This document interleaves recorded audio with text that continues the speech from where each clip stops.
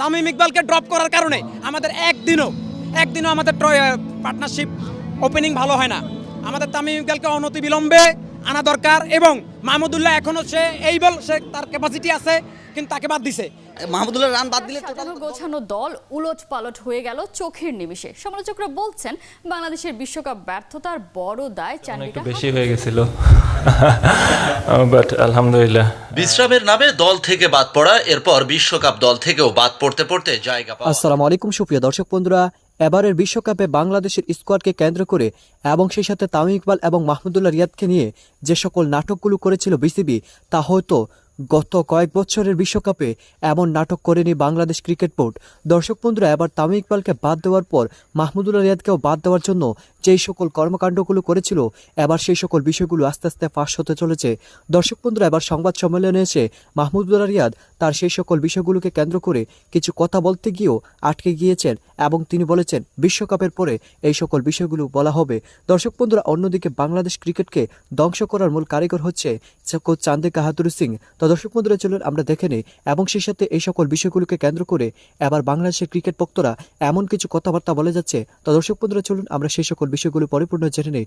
অবশ্যই ধৈর্য সহকারে পুরো ভিডিওটি দেখবেন, তাহলে এই সকল বিষয়গুলো পরিপূর্ণ বুঝতে পারবেন।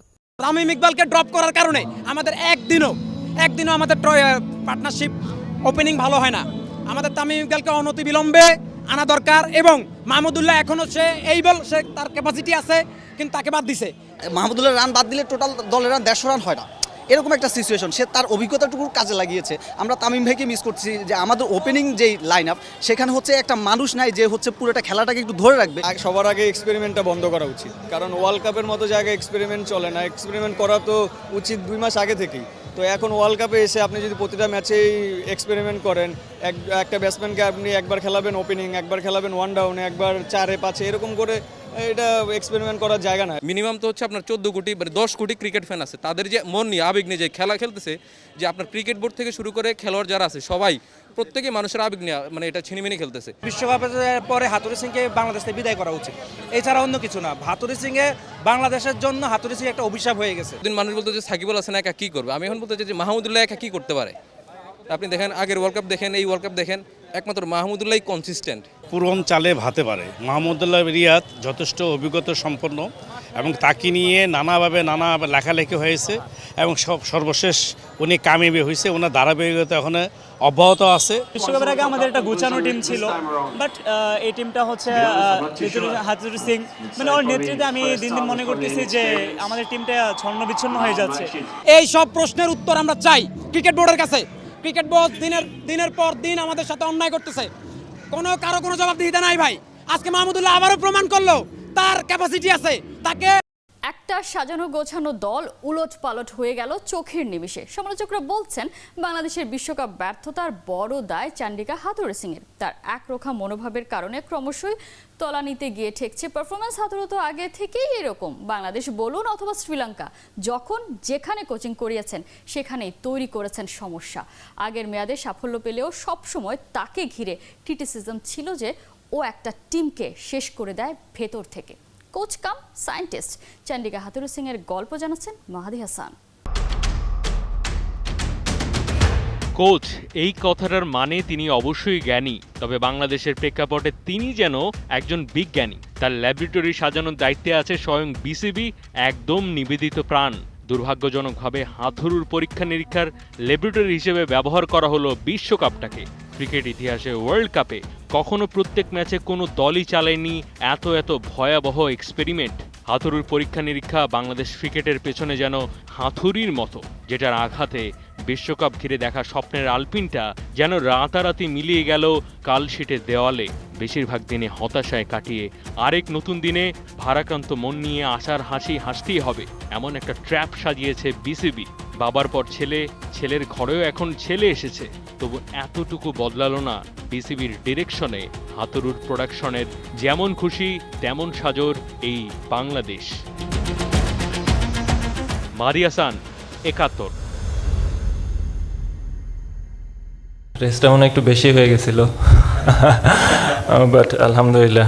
বিশ্রামের নামে দল থেকে বাদ পড়া, এরপর বিশ্বকাপ দল থেকেও বাদ পড়তে পড়তে জায়গা পাওয়া। এবারের বিশ্বকাপ দল ঘোষণায় বিসিবি নাটকের মারপ্যাচের মাঝে আরেক চমক ছিলেন মাহমুদুল্লাহ রিয়াদ। সেই বাদ পড়া আবার ফেরা নিয়ে কথা বলতে গিয়ে আটকে গেলেন রিয়াদ, বললেন সব কথা বলার সময় এটা নয়।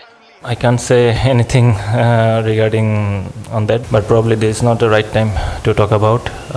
All I can say that just টিমের জন্য খেলতে চেয়েছি, টিমের জন্য কন্ট্রিবিউট করতে চেয়েছি। যে রিয়াদকে উপেক্ষা করতে করতে দলে নেয়া সেই সাইলেন্ট কিলারই বিশ্বকাপের প্রতি ম্যাচে সর্বনিম্ন হারের লজ্জা থেকে বাঁচাচ্ছে দলকে। বিশ্বকাপ ক্যারিয়ারে 3 নম্বর সেঞ্চুরি করেও বুনো উল্লাস করতে না পারার আক্ষেপ মাহমুদুল্লাহর।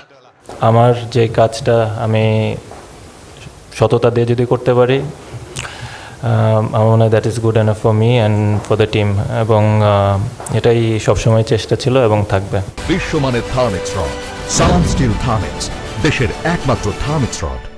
সাউথ আফ্রিকার বিপক্ষে দলের জন্য কত টার্গেট হলে ম্যাচ বাঁচানো যেত সেই বিষয় নিয়েও রিয়াদ আলোচনা করেছেন অধিনায়ক সাকিবের সাথে। শুধুমাত্র নিজের সেঞ্চুরি ভাবনা কখনোই ছিল না এই ব্যাটারের মাথায়।